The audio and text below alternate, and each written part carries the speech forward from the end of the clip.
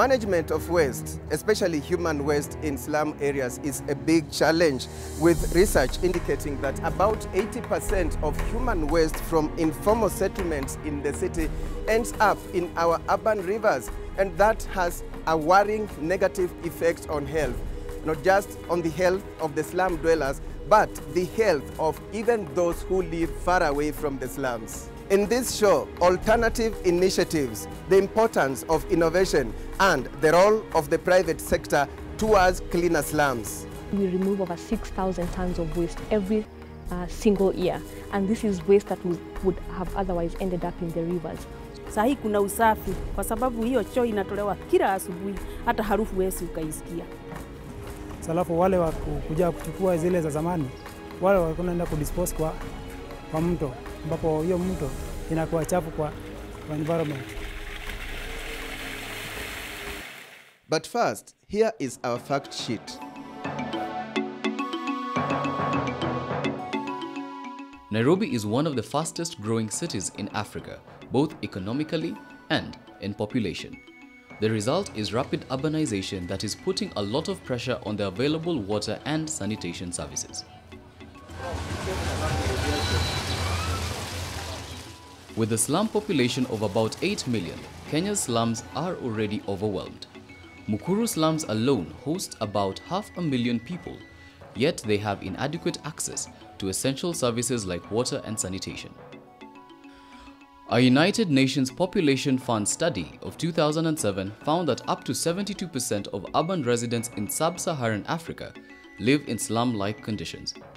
Closer home, the African Population and Health Research Center, APHRC, posits that the rapid urbanization in the city of Nairobi has pushed more than 60% of the city's population into informal settlements. This has had a huge impact on their living standards and health status of the slum dwellers. For instance, childhood illness and infant mortality are more prevalent in a slum area than in other areas of the city. There are a number of private sector, non-governmental organizations, and civil society organizations involved in various sanitation programs in Nairobi slums. Some of them are Muungano wa Wanavijiji, working under the initiative dubbed United Slum Dwellers; Shofco, working mainly in Kibra but also present in Mathare and Mukuru slums; Maji na Ufanisi, who work to improve accessibility of water and sanitation in slum areas; Umande Trust, based in Kibra's Olympic Estate with satellite offices in Nakuru and Kisumu; and Sanaji, who are providing alternative waste management solutions through the use of container-based sanitation. For the Chamwada report, I am Michael Zimanji.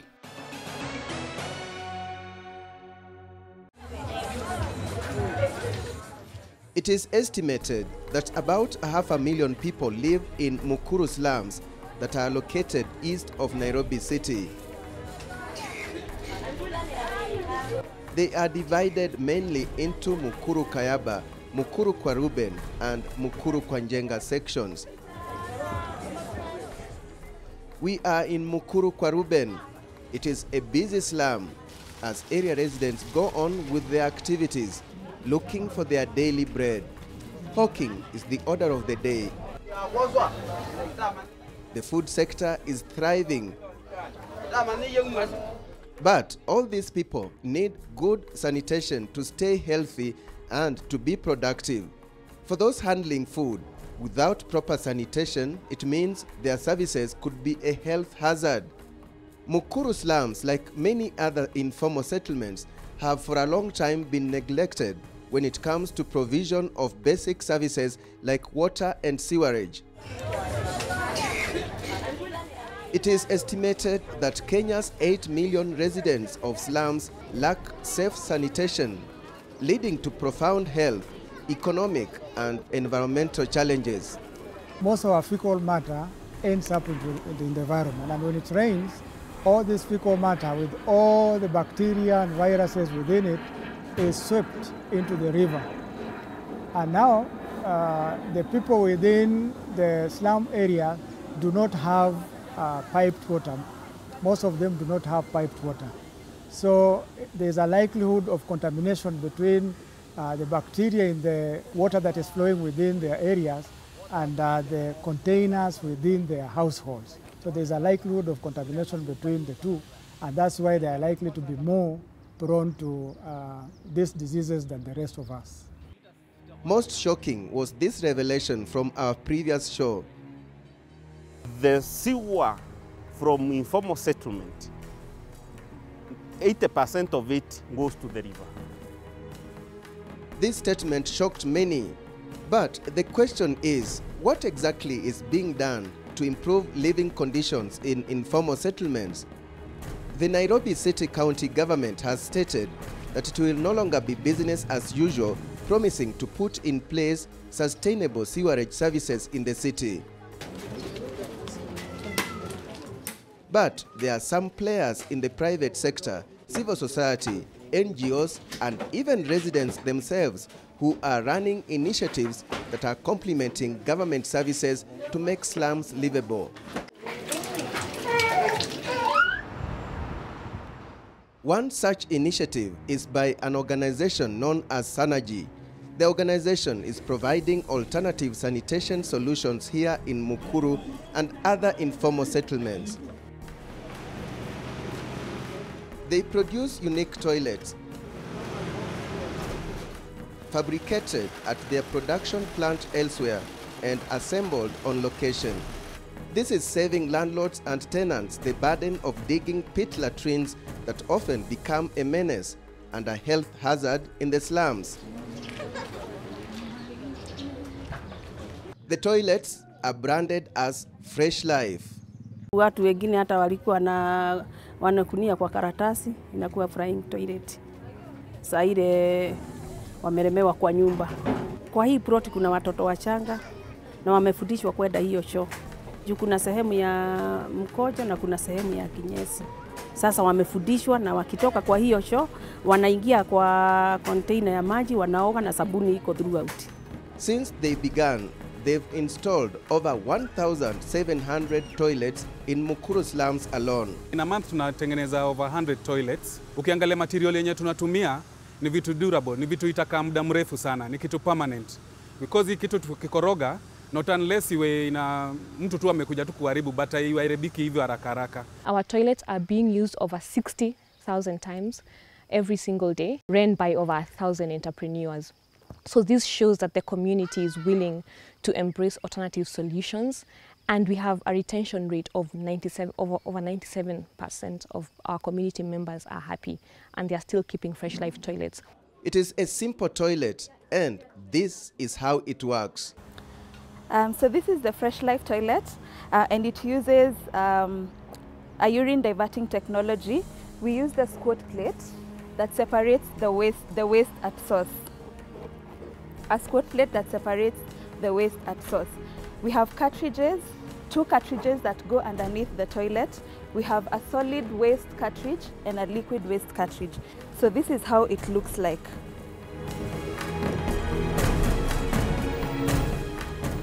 This is a dry toilet and it uses sawdust. Sawdust helps to mask the smell, and it's poured right in the toilet like that. And also what's really unique is that in the urban slums, because of rapid urbanization, space is a really big constraint.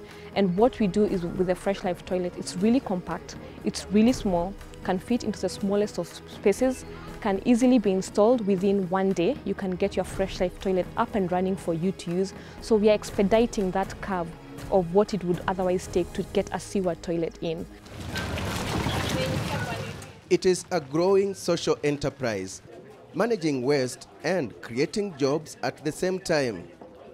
Right from some of the people who work in the office and also those people who collect all of the waste, and we have created over 1,500 jobs. Kwa lingana ukiangalia hapo nyuma yangu kuna vijana wenye wanafanya hapa.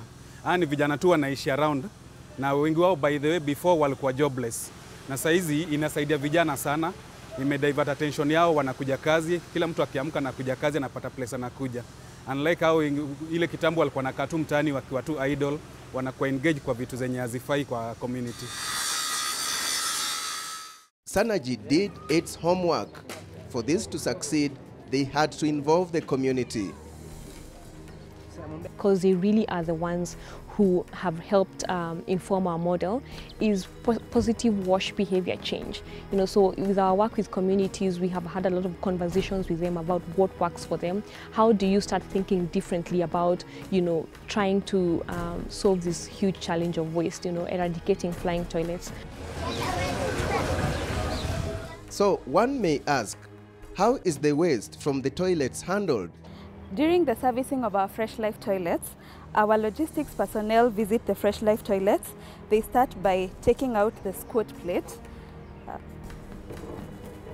and then safely closing in all the waste in our cartridges.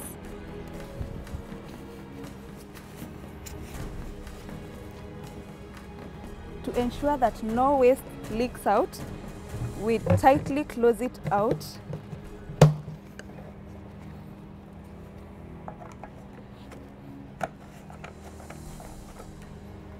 And then the waste is safely taken out of the Fresh Life toilets. And then new clean cartridges are replaced with the used ones so that the toilets are ready for use by our customers.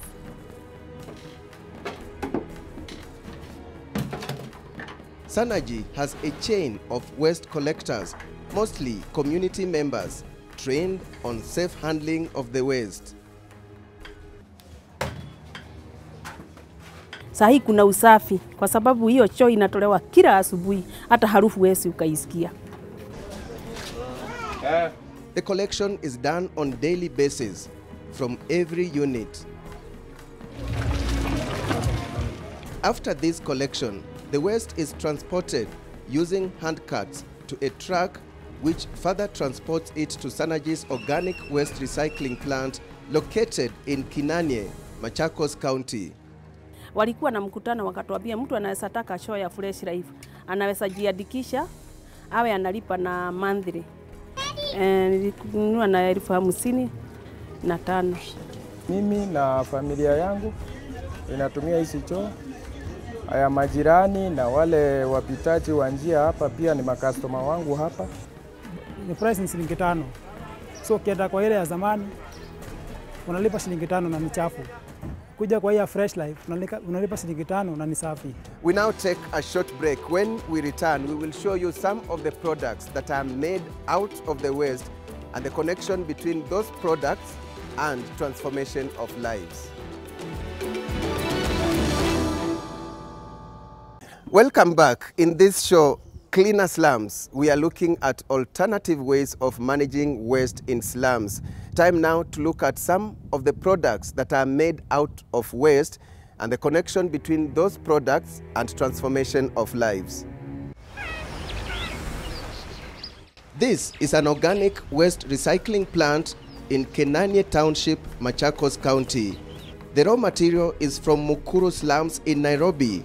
The waste is collected from toilets introduced into the slum through an initiative of a private firm known as Synergy. The plant is busy on daily basis. Every day they receive 3 lorries, 6 tons each. What we are really doing is making sure that we are giving the community a really positive experience out of the sanitation, and they know that all of the waste we collect is safely harnessed and then taken to a processing site where we convert that into high quality agricultural inputs. Here they produce organic manure. Trials with our farmers are going well with animal feed and with fertilizer, and really what we want to show once we go full scale is that it is possible to incentivize people in the Kenyan waste management sector to think differently about agricultural inputs, that we can have equally good inputs that serve our Kenyan farmers, because food security again is another challenge as we grow as a country. You will be surprised that they also produce animal feed. But how? This is where all the action happens with the animal feed. So what you see in the cages are just adult flies. So these are the ones that, you know, hatch the eggs. So if you can see, if you look at this, we have those small rings there, those tubes there that look like rings. Those are just the eggs that are hatching. So once the eggs hatch, this is what you get. These are very, very young larvae. So these are the ones that where we feed on a mixture of organic waste and human waste. Then after about a period of 2 weeks when they feed, you see they've grown now nice and big, right? And this is really great animal feed that is now just simply dried. And then this is what we are doing our trials with the farmers. This is what they feed to the animals.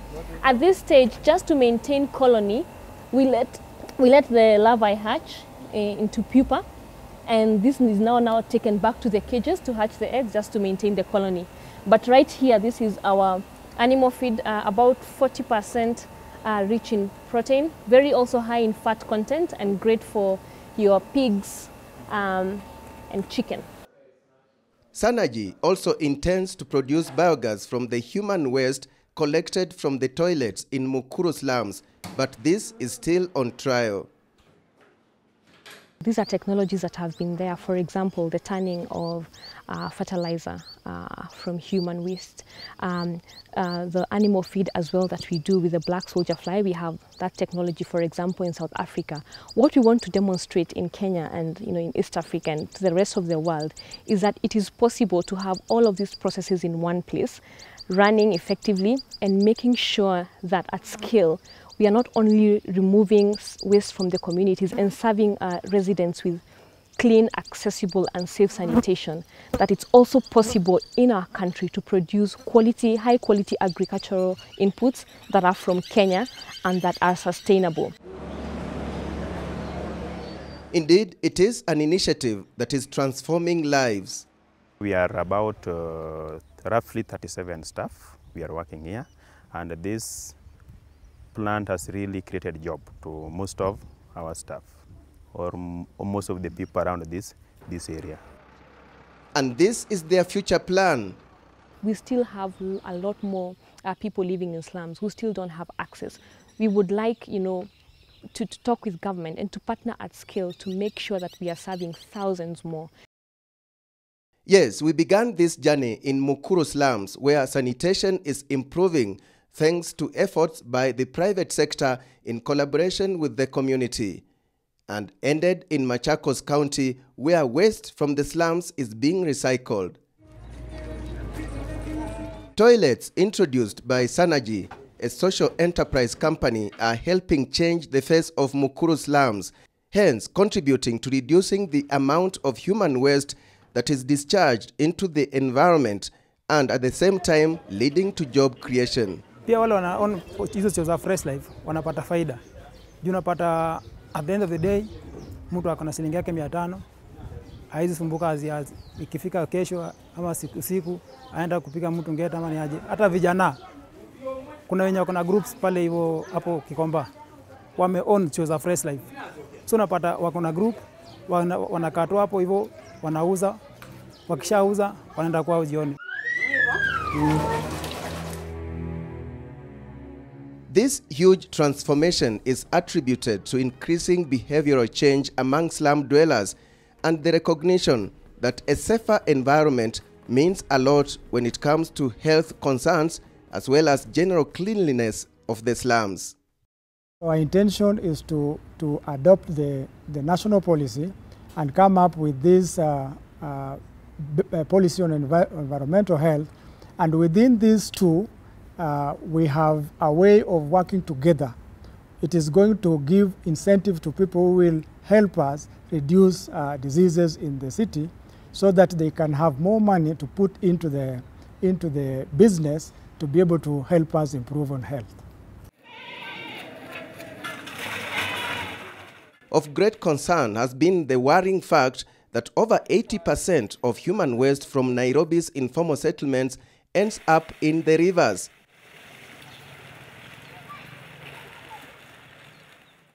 Such initiatives have far-reaching implications towards mitigating the problem. In relation to this, let's hear the following remarks from a resident of this area who watched our last show on management of waste. What exactly can she remember? Nilitazama ile show ya Norway ya kuhusu takataka venye tunaweza dispose takataka. na kanipendeza sana venye niliona huko ile njia wanatumia kudispose takataka yao. Nikatamani sana ikuje hata hapa kwetu, tuko na takataka mingi, tujue venye tunaweza dispose. Na uliona vile wanafanya ile recycling? Unakumbuka nini huwa wanafanya nini? Makaratasi wanasanya pahari yake na ile leftovers wanasanya mahari yake. Watu wanakuja wanaokota, wanaenda recycle. Na chupa kuna mahali kila mtu akitumia chupa yake, kuna mahali anakuja anaweka. Inakuja tena inachukuliwa na inaenda recycleiwa. Na tulionyesha vile wanatengeneza products fulani kutoka kwa ile waste. Unakumbuka chochote kuhusu? Wanatengeneza biogas na hiyo dispose. Naona biogas inatumiwa kwa magari, marori yenye inatumika kuokota hizo takataka. Wow. Michael Tsimanji has been going through some of the responses we received, and this is what he picked for our feedback segment. We begin with Twitter. Douglas is calling upon the Ministry of Environment to coordinate a cleaning exercise and relocate populations living in slums that are near the river. On the other hand, Irene Davis asks if it would be possible to provide portable toilets for people living in such slums. And Kevin Miner is of the view that waste bins should be placed every 50 yards by the county government, and adds that people should become self-disciplined and dump garbage in designated places. However, Omondi argues that simply being responsible is not enough, since one can dump waste in the right place, not knowing where it will end up. On that note, Josiah Mlai shares that when waste management tenders are awarded, they should be given to competent companies, since improper allocation would result in substandard delivery of services. On Facebook, people like Ian ask for the implementation of both modern and efficient waste management systems, a request that was seen by the Governor of Nairobi, Honorable Mike Mbuvi Sonko, who agreed with Ian and promised that with the help of fellow Nairobians, he would establish the much-needed proper waste management systems within the city. For the Chamwada Report, I'm Michael Zimanji.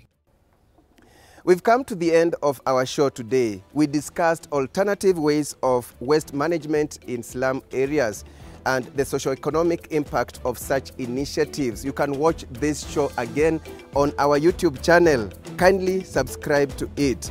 On behalf of the entire production team at Chams Media and our broadcasting partner, KTN News, thank you so much for watching this show, and see you again next week, same time, same channel. Bye-bye for now.